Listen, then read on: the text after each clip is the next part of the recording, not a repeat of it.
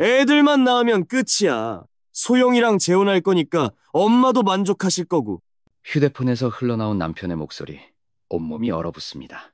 이제까지의 친절, 그 모든 말 다 거짓이었던 건가요? 손끝이 덜덜 떨려와 녹음 파일이 꿈처럼 멀게만 느껴집니다. 그래요. 저를 속이고 아이들마저 거래하려 들었다니.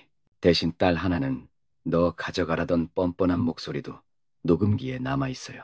마음 어딘가 오래 참고 눌러온 분노가 끓어오릅니다. 여기서 멈추지 않을 겁니다. 이 겨울밤 작은 원룸에 홀로 서서 저는 결심합니다. 끝까지 내 아이들을 내가 지키겠다고. 이야기는 지금으로부터 5년 전으로 거슬러 올라갑니다. 지금부터 들려드릴 이야기는 한 여자의 고단한 하루로부터 시작됩니다. 2023년 3월 서울 강남구의 한 아파트. 아침 6시 시어머니가 방문을 두드리는 소리가 들려왔어요. 수진아, 아직도 자고 있어? 이불을 걷어차며 벌떡 일어났습니다. 할인이가 아직 꿈나라에 있는데도 말이죠. 아들 하나 낳지 못하는 며느리가 게으르기까지 하면 어쩌자는 거야. 그 말에 가슴이 턱 막혔지만 대답하지 않았습니다. 아침상을 차리러 부엌으로 향하는데 다리가 무겁습니다. 10년 동안 매일 듣는 말인데도 익숙해지지 않네요. 밥솥 뚜껑을 열며 한숨이 새어나왔어요.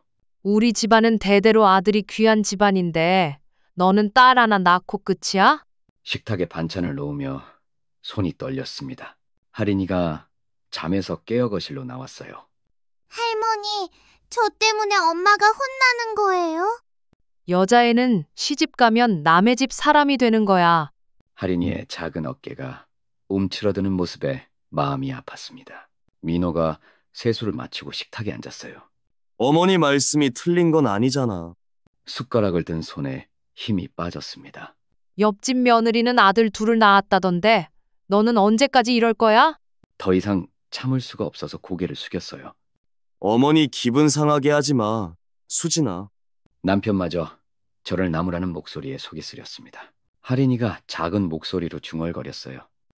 나는 왜 여자로 태어났을까요? 그 순간 가슴이 찢어지는 것 같았습니다. 8살 아이가 해서는 안 될 말을 하고 있었거든요. 대를 이을 아들 하나 못 낳는 며느리가 뭐하러 있는지 모르겠어. 결국 눈물이 핑 돌았지만 참았습니다. 이런 하루가 벌써 10년째 반복되고 있었습니다. 그날 밤 아이들이 잠든 후 컴퓨터 앞에 앉았습니다. 서울대병원 산부인과 예약 사이트를 몇 번이나 열었다 닫았어요. 손가락이 떨려서 마우스를 제대로 클릭할 수도 없었습니다. 혹시나, 정말 혹시나 하는 마음이었어요. 불임검사 예약하기 버튼을 누르는 순간 눈물이 주르륵 흘렀습니다. 2주 후 서울대병원 지하 1층 체열실 앞에서 기다렸어요. 민호에게는 친구 만난다고 거짓말을 했습니다. 제발, 제발 아무 이상 없게 해주세요. 간절한 기도를 올리며 순서를 기다렸어요. 혈액검사, 초음파, 호르몬 검사 모두 받으셔야 합니다. 검사 받는 내내 가슴이 두근거렸어요. 할인이는 어떻게 생겼을까? 왜 둘째는 안 생길까? 온갖 생각들이 머릿속을 맴돌았습니다. 특별한 이상은 없어 보이는데요? 순간 세상이 무너지는 것 같았어요. 그럼 왜 아이가 안 생기는 거죠? 스트레스나 환경적 요인일 수도 있습니다. 결과지를 받아든 손이 바들바들 떨렸어요. 정상이라니, 그럼 정말 제 잘못인 건가요?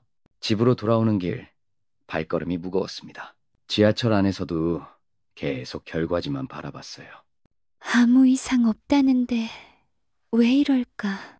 옆자리 임산부를 보며 또 한 번 한숨이 나왔습니다.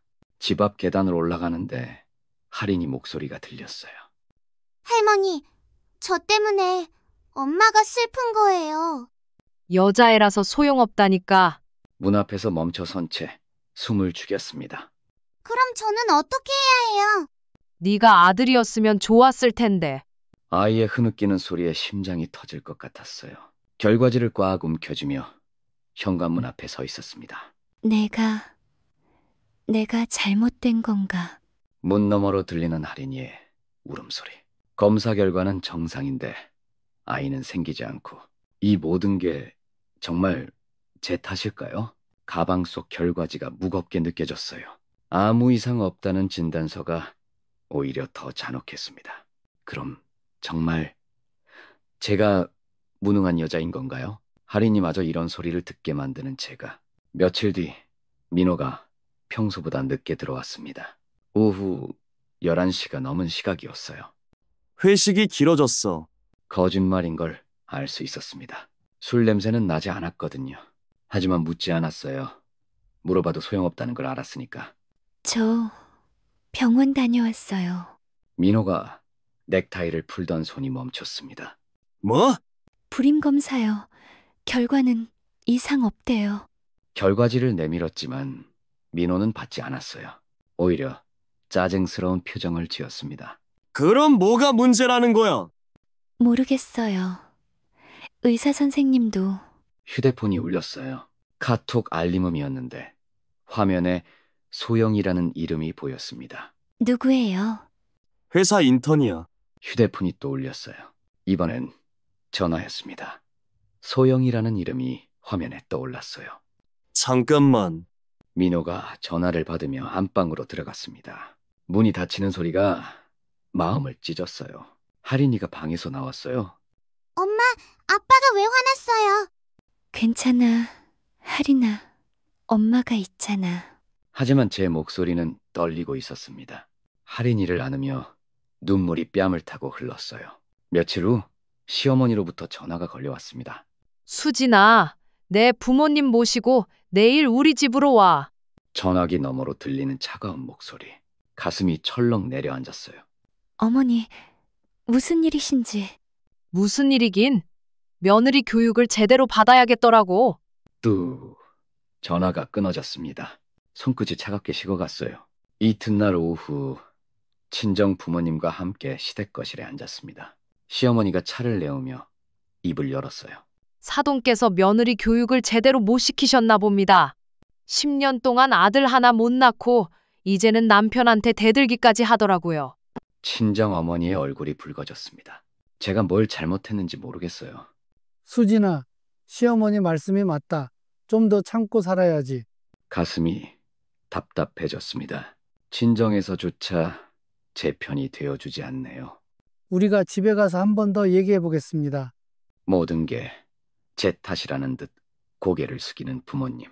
저는 정말 혼자인 것 같았어요. 죄송합니다. 간신히 내뱉은 말이었습니다. 아무도 제 마음을 이해해주지 않았습니다.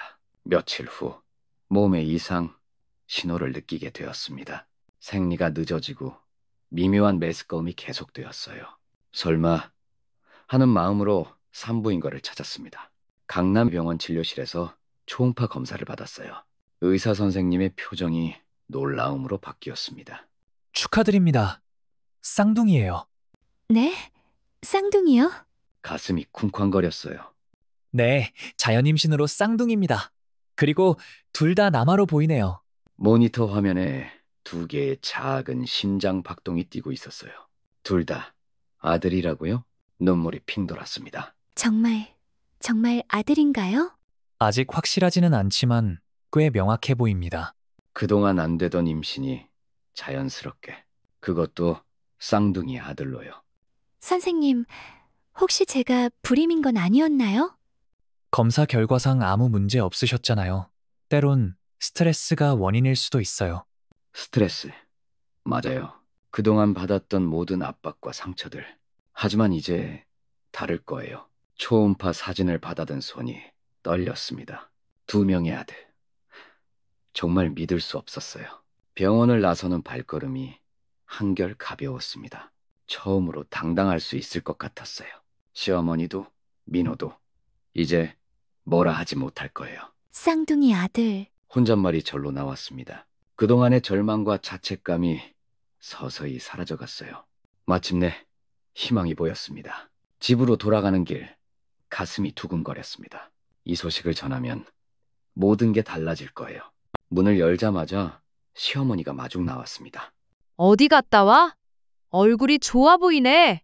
평소라면 허락도 없이 어디 갔냐며 핀잔부터 들었을 텐데요. 이상했습니다. 병원에 다녀왔어요. 혹시 또 어디 아픈 거야? 걱정하는 목소리, 처음 들어보는 톤이었어요. 민호가 거실에서 일어나다가 왔습니다. 그의 눈빛에도 평소와 다른 무언가가 있었어요. 초음파 사진을 꺼내며 떨리는 목소리로 말했습니다. 임신했어요. 쌍둥이 아들이에요. 순간 집안이 조용해졌습니다. 시어머니의 눈이 휘둥그레졌어요. 정말? 정말로? 쌍둥이 아들이라고? 초음파 사진을 받아든 시어머니의 손이 떨렸습니다. 그녀의 얼굴에 환한 미소가 번졌어요. 아이고, 우리 며느리가 대단한 일을 해냈네. 며느리라는 호칭, 오랜만에 들었습니다. 평소 그년 또는 수진이라고만 불렀는데요. 고생했어. 정말 고생 많았어. 그가 제 어깨를 토닥여줬습니다. 하지만 뭔가 어색했어요. 이제부터 몸조리 잘해야 해. 무거운 건 들지 말고. 갑자기 극진한 대우에 당황스러웠습니다. 어제까지만 해도 밥도 제대로 못하는 게라며 욕했는데요. 고맙습니다.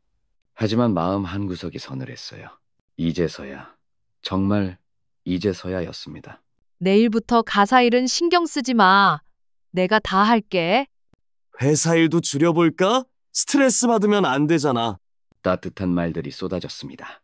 하지만 가슴 깊은 곳에서 울컥함이 올라왔어요. 정말 그동안은 뭐였을까요? 10년 동안의 무시와 모욕은 무엇이었을까요? 우리 손자들 튼튼하게 낳아줘야 해. 손자들, 이제야 존재감을 인정받는 아이들. 할인이는 여전히 언급되지 않았어요. 눈시울이 뜨거워졌습니다. 기쁨과 서러움이 뒤섞인 복잡한 감정이었어요.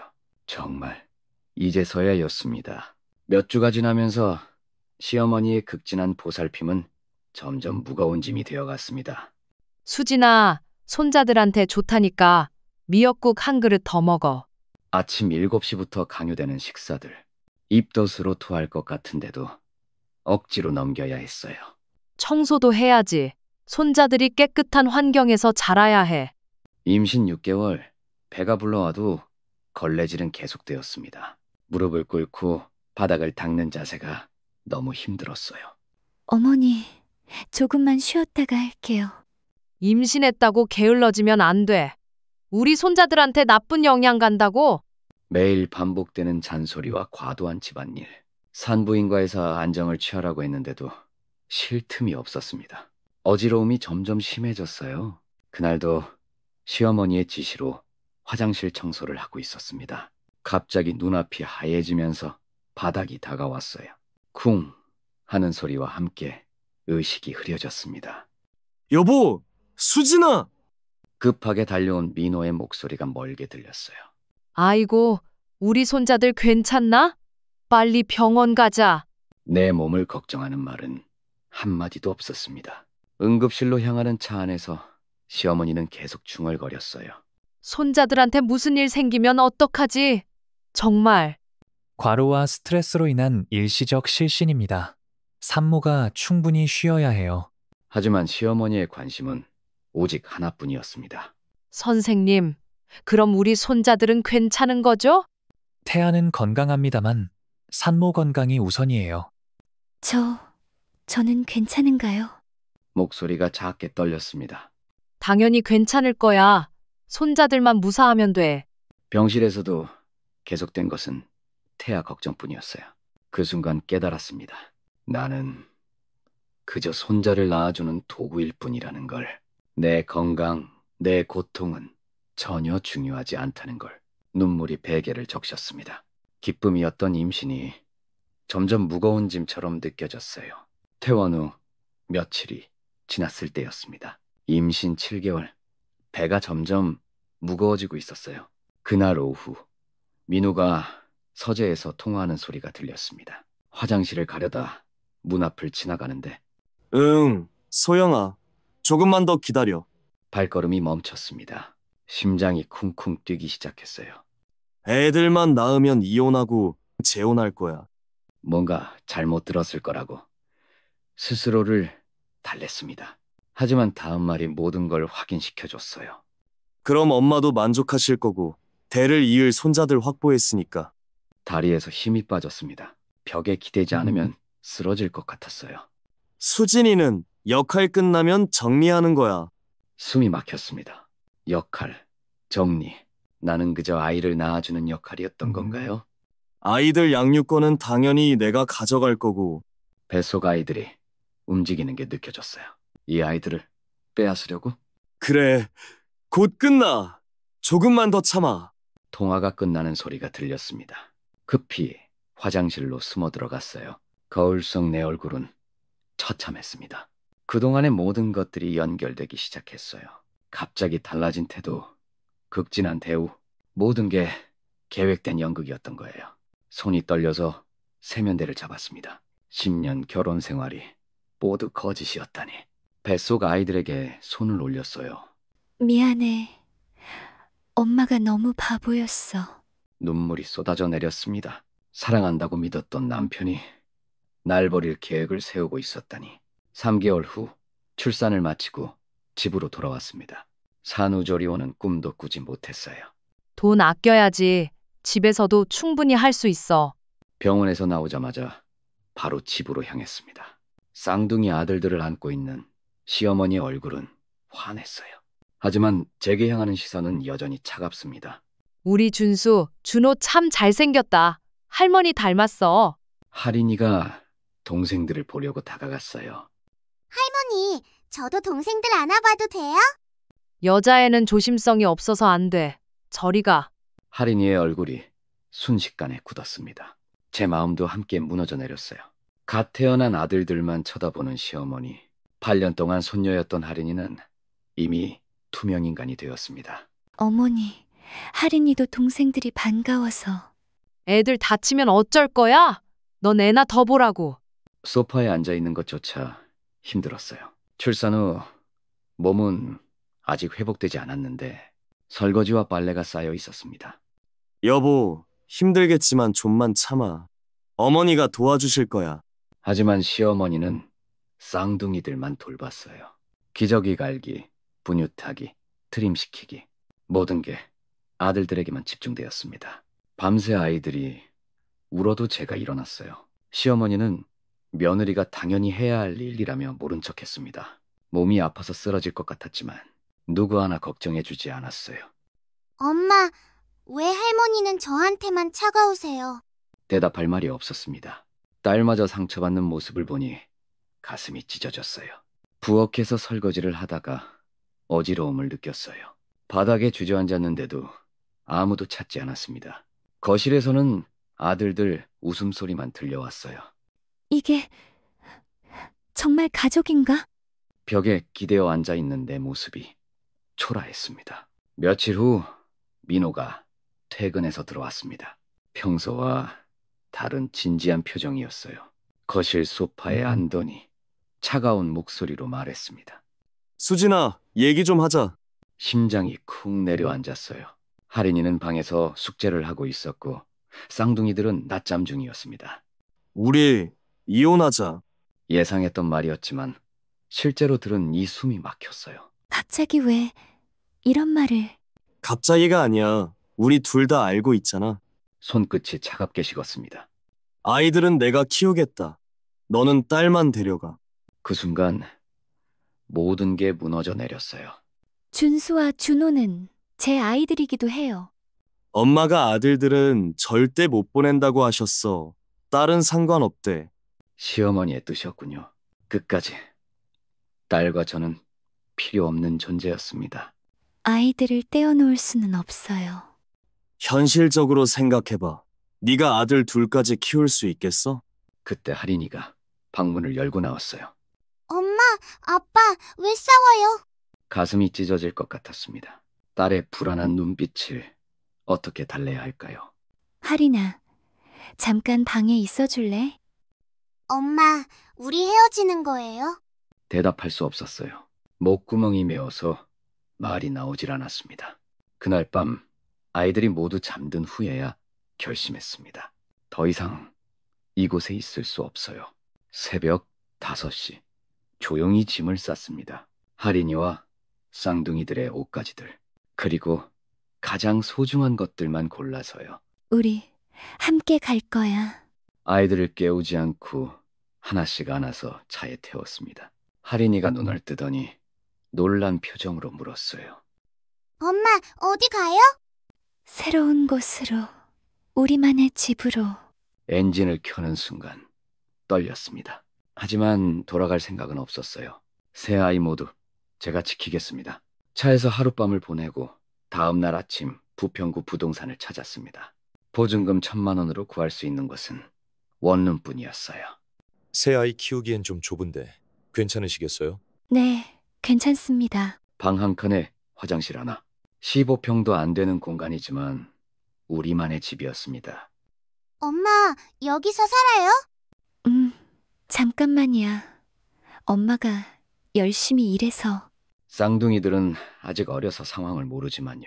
할인이 표정이 많이 걱정스러워 보였습니다. 냉장고도 세탁기도 없는 빈방, 이삿짐이라고 해봐야 옷가지와 기저귀뿐이었어요. 괜찮아. 다 마련할 수 있어. 밤에 아이들이 잠든 후 노트북을 켰습니다. 네이버 스마트 스토어 가입, 클릭. 화면을 보며 계획을 세웠어요. 핸드메이드 아기용품 직접 만들어서 팔면 되겠다고요. 할 수 있어. 반드시 해낼 거야. 다음 날부터 동대문 원단시장을 돌았습니다.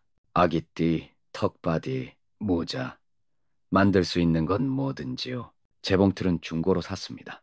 밤늦게까지 바느질하는 소리가 원룸에 울렸어요. 엄마, 왜 안 자요?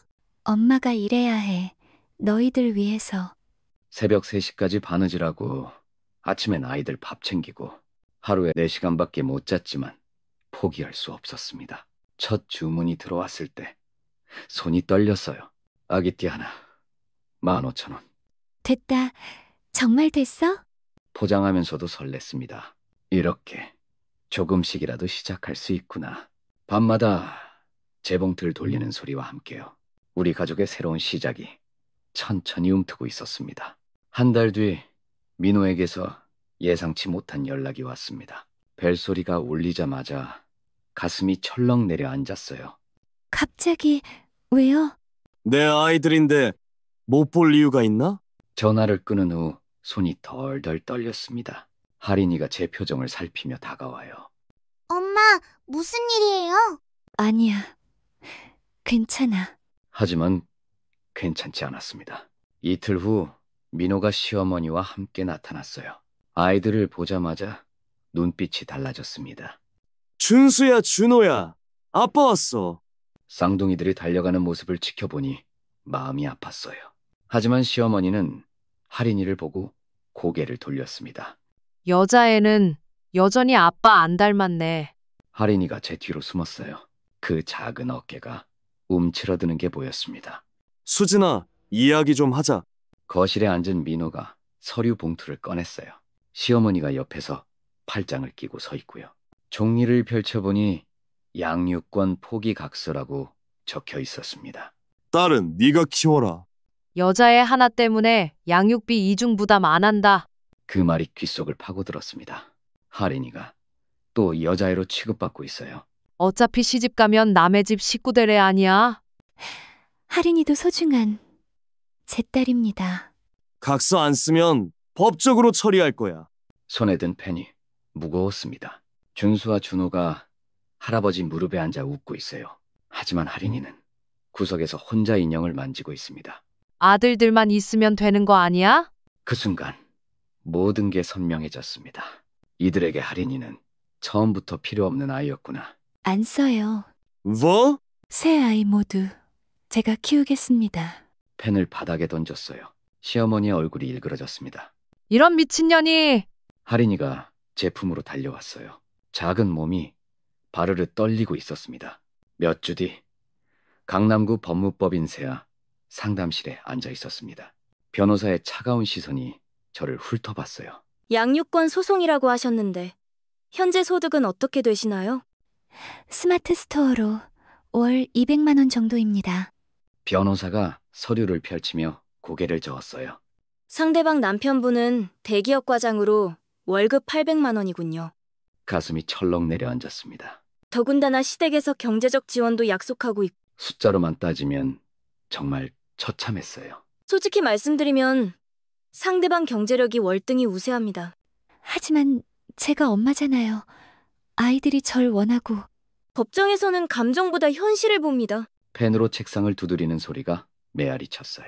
특히 남아 쌍둥이 경우 거의 승산이 없어 보이네요. 그럼 딸만이라도요?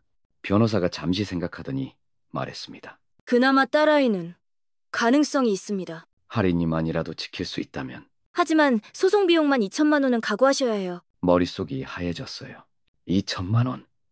지금 제게는 천문학적 숫자였습니다. 꼭 해야 하는 금액인가요? 상대방도 변호사 선임할 텐데 준비 없이는 힘들죠. 상담실을 나오는 발걸음이 무거웠습니다. 엘리베이터 안에서 눈물이 터져 나왔어요. 어떻게든 할인이만은 지켜야 하는데 하지만 현실의 벽은 너무 높았습니다. 몇 주가 지나면서 스마트 스토어 매출이 눈에 띄게 늘기 시작했습니다. 주문 알림음이 하루 종일 끊이지 않았어요. 어머, 또 주문이. 핸드폰 화면을 확인할 때마다 가슴이 두근거렸습니다. 아기 턱바디 세트, 출산 선물용 다며 리뷰마다 정성이 느껴져요. 퀄리티가 정말 좋아요 라는 말들. 엄마, 왜 자꾸 웃어요? 할인이가 고개를 갸웃거리며 물어봅니다. 아이 앞에서 너무 들떠 보였나 봐요. 엄마가 조금씩 잘 되고 있는 것 같아서. 매출 정산을 해보니 이번 달이 드디어 500만 원을 넘었습니다. 처음 시작할 때와는 비교할 수 없는 숫자였어요.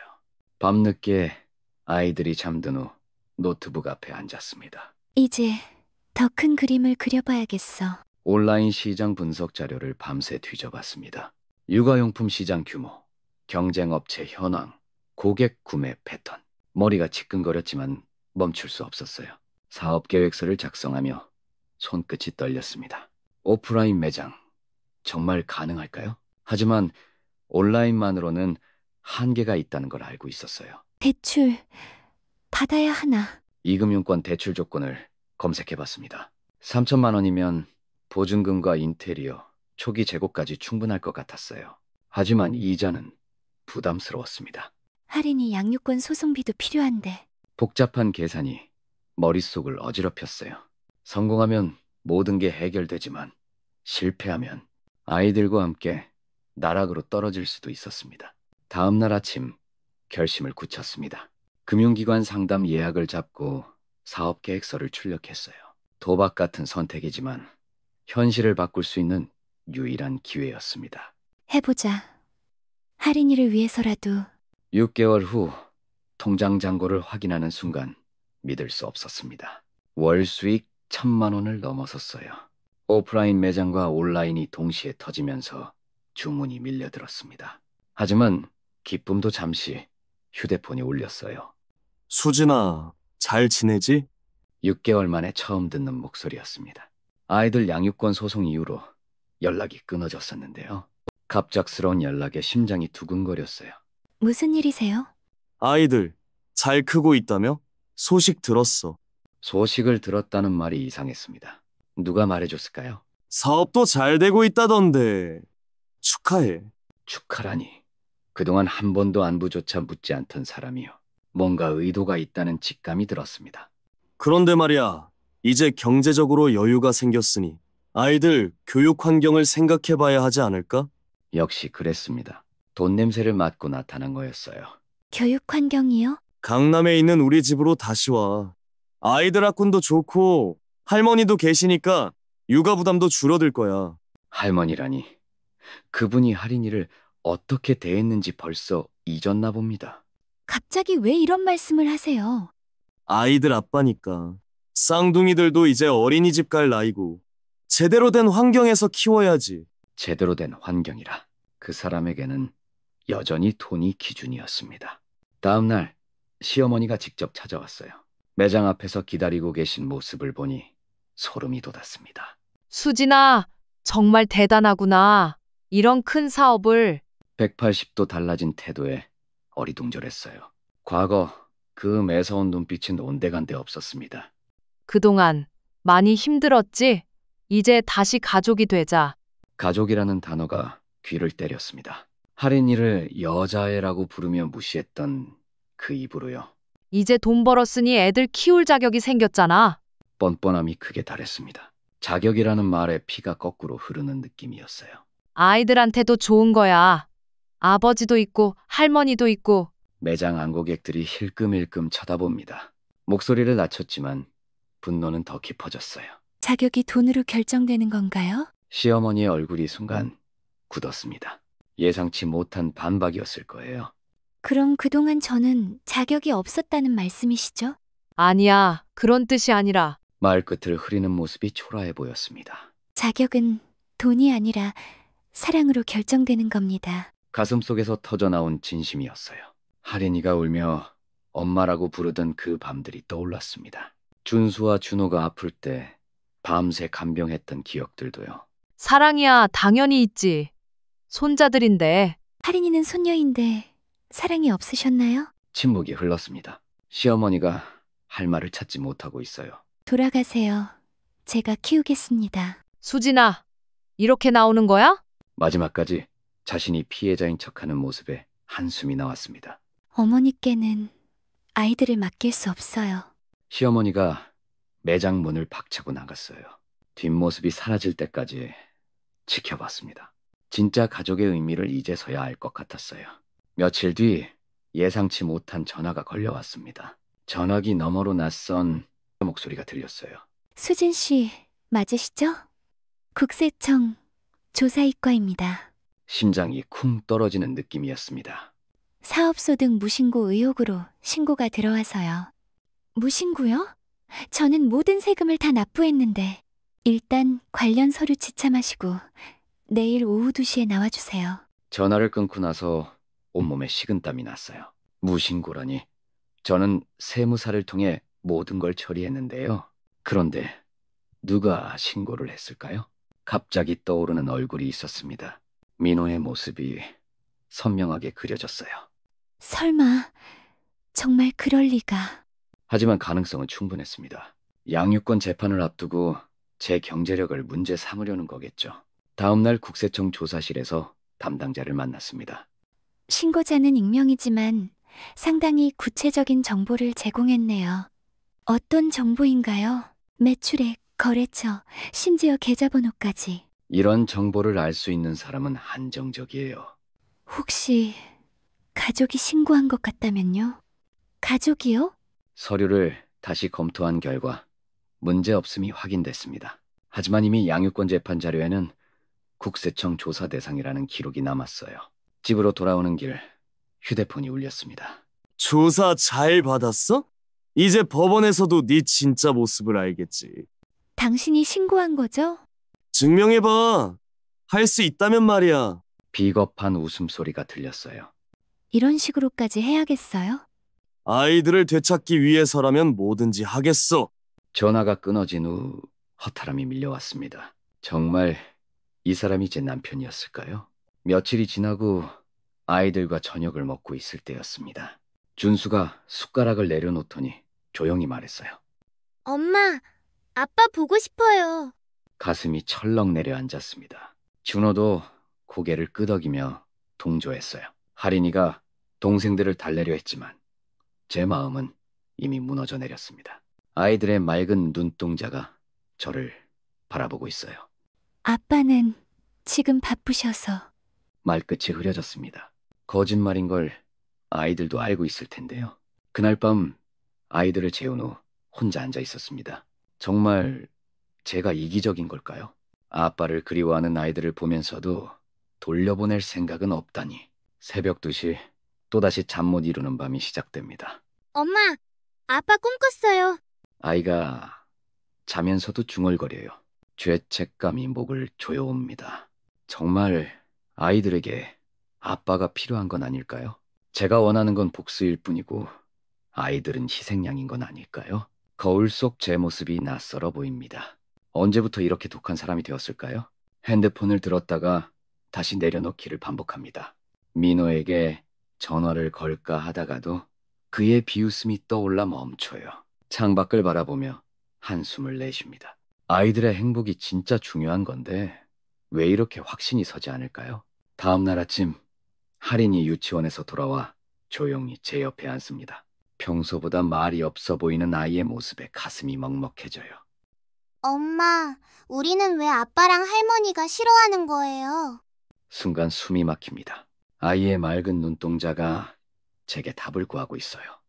제가 잘못했나요? 여자애라서 싫어하는 거예요? 가슴이 찢어질 것 같습니다. 아이가 자신을 탓하고 있다니요. 할인아, 그런 게 아니야. 말끝이 떨려요. 어떻게 설명해야 할까요? 8살 아이에게 어른들의 추악함을 어떻게 말할 수 있을까요? 친구들은 할머니가 선물도 사주고 맛있는 거 해준다고 하는데 아이의 목소리가 점점 작아집니다. 할인이는 잘못한 게 하나도 없어. 손으로 아이의 머리를 쓰다듬어 줍니다. 하지만 내 목소리에도 확신이 없어요. 그럼 왜 아빠는 우리 안 보러 와요? 준수랑 준호만 보고 싶어 하는 거예요? 아이의 질문이 날카로운 화살처럼 꽂힙니다. 진실을 말해야 할까요? 아니면 거짓으로 아이를 달래야 할까요? 어른들 사정이 복잡해서 그래. 할인아, 결국 제대로 된 답을 주지 못합니다.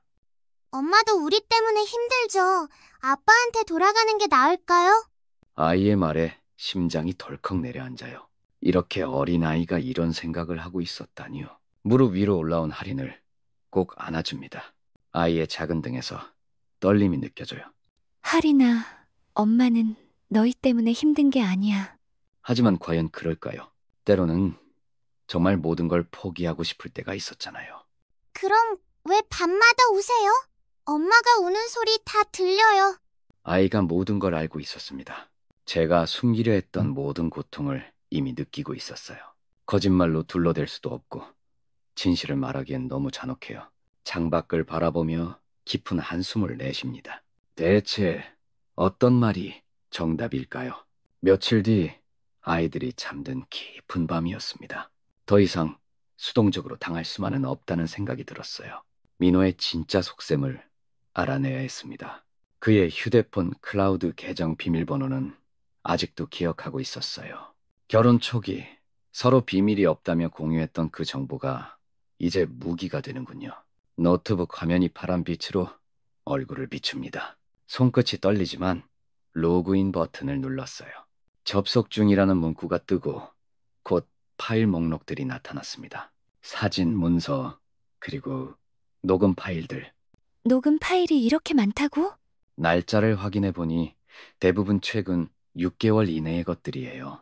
가장 최근 파일을 클릭했습니다. 스피커에서 민호의 목소리가 흘러나오기 시작해요. 어머니, 계획대로 진행하면 됩니다. 그래, 아들들만 확보하면 그 여자는 필요 없지.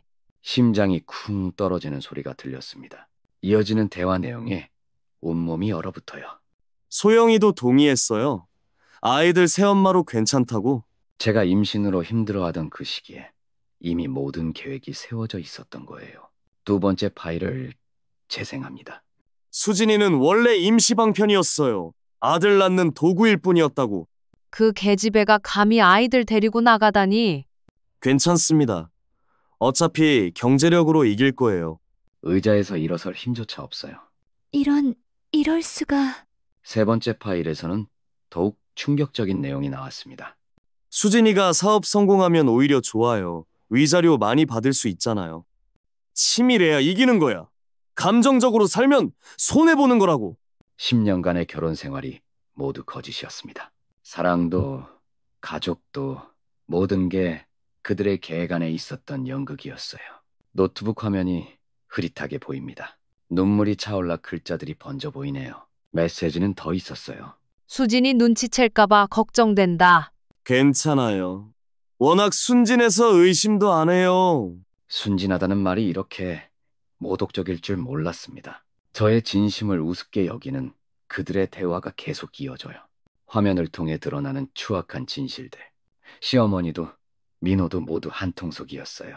저는 그들에게 그저 이용당한 것뿐이었습니다. USB에 모든 메시지를 저장해요.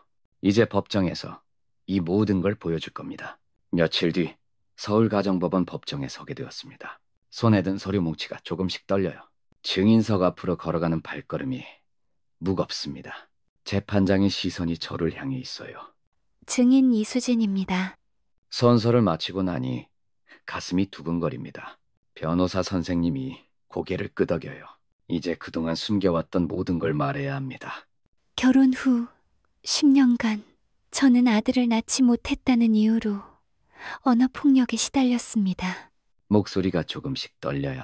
시어머니는 법정 뒤편에서 차가운 눈으로 저를 바라봅니다. 시어머니께서는 제 앞에서 대놓고 대를 이을 아들 하나 못 낳는 며느리가 뭐하러 있냐고 말씀하셨어요. 재판장이 고개를 숙이며 기록을 적어요. 변호사 선생님이 다음 질문을 건넵니다. 제 딸 하린이에게도 여자애라서 소용없다고 말했습니다. 할인이를 생각하니 분노가 치밀어요. 그 어린 아이가 들어서는 안 될 말들이었죠. 증거 USB를 판사님께 제출해요. 이 안에는 민호와 시어머니가 주고받은 메시지가 들어있습니다. 법정이 조용해졌어요. 진실이 드러나는 순간이 왔습니다. 그들은 처음부터 저를 이용할 계획이었어요. 10년간의 상처가 한꺼번에 터져 나옵니다. 판사님이 자료를 꼼꼼히 살펴보고 계세요. 시어머니가 갑자기 벌떡 일어났습니다. 이런 식으로 나오면 안 되는 거 아니냐? 목소리가 법정 전체에 울려 퍼졌어요. 남의 가정사를 이렇게 들춰내는 게 어디 있어? 판사님의 표정이 차갑게 변했습니다. 방청석에서 발언을 금합니다. 하지만 시어머니는 멈추지 않았어요. 손자들을 생각해서라도 이런 식으로 하면 안 되잖아. 법정 경위가 다가갔지만 시어머니는 여전히 뻔뻔했습니다. 저는 그 모습을 보며 허탈함을 느꼈어요. 끝까지, 정말 끝까지 자신의 잘못을 인정하지 않는군요. 정숙하지 않으면 퇴정 조치하겠습니다. 시어머니가 마지못해 자리에 앉았어요. 판사님이 녹음 파일과 증거 서류들을 다시 살펴보셨습니다. 그 침묵의 시간이 영원처럼 느껴졌어요. 심장이 쿵쾅쿵쾅 뛰는 소리가 귓가에 맴돌았습니다. 증거와 증인의 진술을 종합한 결과 숨을 참았어요. 원고 수진의 완전 승소를 선고합니다. 그 순간 세상이 멈춘 것 같았습니다. 10년간의 고통이 드디어 끝났어요. 민호의 얼굴이 창백해졌고 시어머니는 고개를 떨궜습니다. 변호사님이 제 손을 꽉 잡으며 미소 지었어요. 저는 눈물을 참으려 했지만 결국 흘러내렸습니다. 이번엔 기쁨의 눈물이었어요. 법정 밖으로 나서는 순간 햇살이 얼굴을 감쌌습니다. 3년간의 긴 싸움이 드디어 끝났어요. 변호사님이 판결문을 정리하며 말했습니다.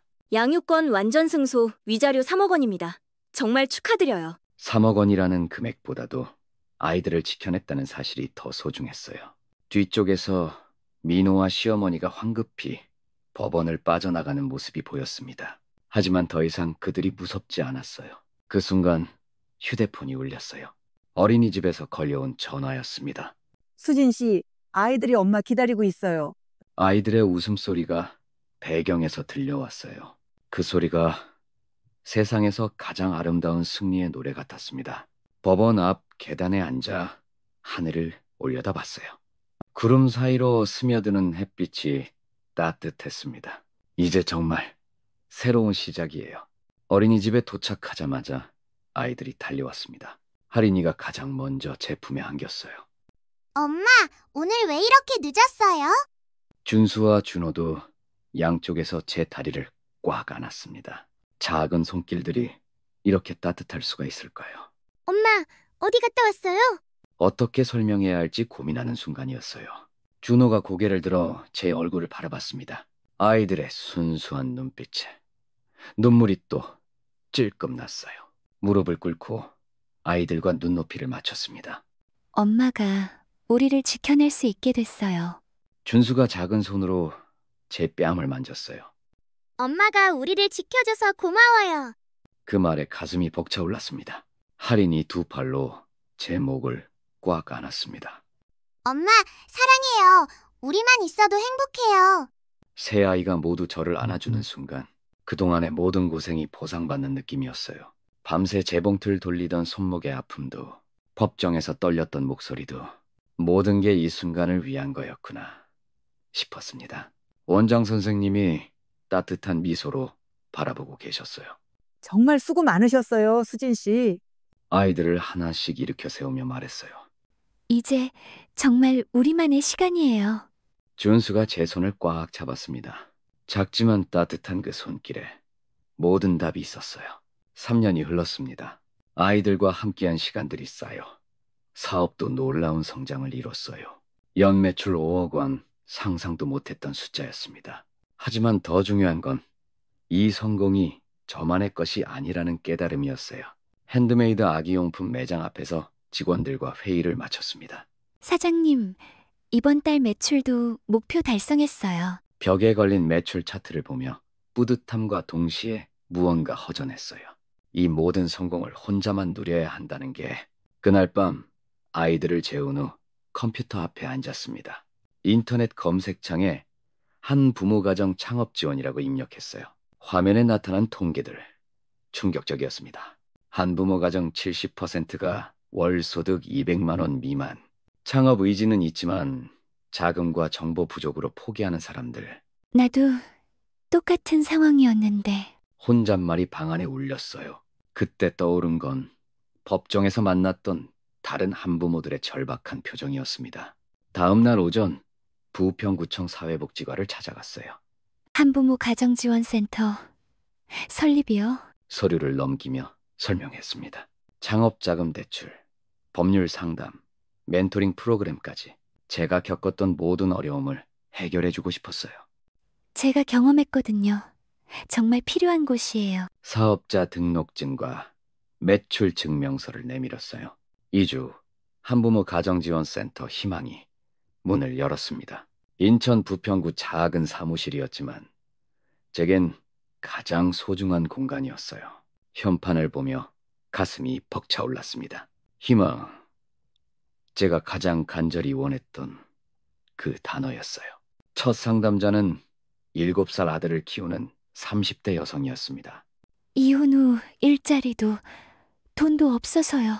그녀의 눈에서 3년 전 제 모습이 보였어요. 똑같은 절망, 똑같은 두려움. 저도 그랬어요. 새아이 데리고 원룸에서. 제 경험담을 들려줄 때 그녀의 눈에 희망이 피어났습니다. 창업자금 300만 원 무이자 대출을 승인해드렸어요. 정말 감사해요. 눈물을 글썽이는 그녀를 보며 이 일의 의미를 깨달았습니다. 단순한 지원이 아니라 희망을 나누는 일이었어요. 센터 개소 한 달 만에 50명의 한부모가 찾아왔습니다. 카페 창업, 온라인 쇼핑몰, 공예품 제작, 각자의 꿈을 품고 새 출발하는 모습들. 저녁 늦게 센터에서 정리를 마치고 집으로 향했어요. 차 안에서 라디오에서 흘러나온 뉴스. 한부모 가정지원센터, 희망, 지역사회 귀감되어 제 이름이 언급되는 순간 눈물이 핑 돌았습니다. 3년이 흘렀습니다. 센터 운영과 사업으로 바쁜 하루하루였지만 충만했어요. 오늘은 할인이의 학예회 참관 후 마트에 들렀습니다. 카트를 끌며 생필품을 담는데 익숙한 뒷모습이 보였어요. 그 사람이 고개를 돌리는 순간 민호였습니다. 3년 전보다 훨씬 야위어 보였어요. 머리카락엔 흰머리가 섞여 있고 어깨도 축 처져 있었습니다. 수진아! 그가 제 이름을 부르는 순간 시간이 멈춘 듯 했어요. 하지만 제 마음은 놀랍도록 평온했습니다. 안녕하세요. 정중하지만 거리감 있는 인사를 건넸어요. 잘 지내고 있구나. 아이들은 어떻게 지내? 세 아이 모두 건강하게 잘 지내고 있어요. 차분히 대답하며 그의 표정을 관찰했습니다. 예전 같았다면 가슴이 쿵쾅거렸을 텐데요. 지금은 마치 처음 보는 사람 같았어요. 그가 털어놓는 근황들. 하지만 제겐 더 이상 관심사가 아니었습니다. 그러셨군요. 어머니께서 편찮으시나 봐요. 수진아, 혹시 우리 다시... 그 말을 끝까지 듣지 않았어요. 죄송하지만 급한 일이 있어서요. 카트를 밀며 그의 곁을 지나갔습니다. 뒤에서 제 이름을 부르는 소리가 들렸지만 돌아보지 않았어요. 계산대로 향하며 스스로에게 놀랐습니다. 분노도, 슬픔도, 원망도 아무것도 느껴지지 않았거든요. 정말 완전히 끝난 일이구나. 그제서야 진정한 자유를 맛보았습니다. 집으로 돌아오는 길 마음이 한결 가벼웠습니다. 장보기를 마치고 현관문을 열자 아이들의 웃음소리가 들려왔어요. 엄마 왔다. 오늘 뭐 해줄 거예요? 엄마, 나 블록탑 높이 쌓았어요. 새 아이가 달려와 제 다리를 꼭 안아줍니다. 이 순간만큼은 세상 그 무엇보다 소중했어요. 우와, 우리 아이들이 이렇게 잘했구나. 부엌에서 저녁 준비를 시작했습니다. 아이들이 좋아하는 김치찌개와 계란말이를 만들면서요. 할인이가 옆에서 쌀을 씻어줍니다. 엄마, 제가 도와드릴게요. 준수와 준호는 식탁에 수저를 차려놓으며 깔깔거려요. 이런 일상이 이렇게 행복할 줄 몰랐습니다. 저녁상이 차려지고 4명이 둘러앉았어요. 따뜻한 찌개 냄새가 집안을 가득 채웁니다. 오늘 찌개 완전 맛있어요. 아이들이 맛있게 먹는 모습을 보니 가슴이 뭉클했어요. 힘들었던 지난 3년이 주마등처럼 스쳐 지나갔습니다. 엄마, 우리 정말 행복하죠? 엄마도 너희들이 있어서 정말 행복해. 우리가 진짜 가족이에요. 그죠? 그 순간 모든 것이 명확해졌습니다. 진짜 가족은 혈연이나 법적 관계가 아니었어요. 서로를 아끼고 함께 웃고 함께 울 수 있는 사람들. 그것이 진정한 가족이었구나. 맞아. 우리가 진짜 가족이야. 할인이의 작은 손을 꼭 잡았습니다. 준수와 준호도 제 손을 포개며 웃어요. 밖은 어둠이 내렸지만 우리 집은 따뜻한 빛으로 가득했습니다. 이보다 더 완벽한 행복이 또 있을까요? 진정한 행복은 바로 이런 것이었구나.